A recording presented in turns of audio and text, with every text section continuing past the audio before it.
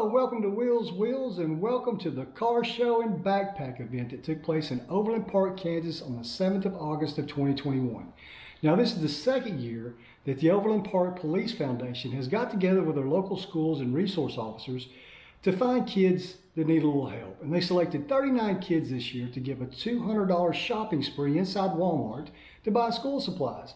In addition, Rides for Hope was there, and they got together a group of car owners, and those car owners brought 39 backpacks to give to the kids.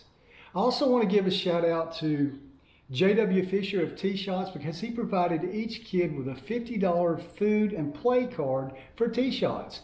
It's outstanding. And thank you to all the owners of the vehicles that brought the cars and brought the backpacks out to the show. I know I had fun, and they certainly look like they did too. So anyways, please just sit back, relax, enjoy the show. Please remember to like, share, comment, hit that subscribe button down there for me. I really appreciate that. And as always, hang loose, keep shiny side up. Thanks.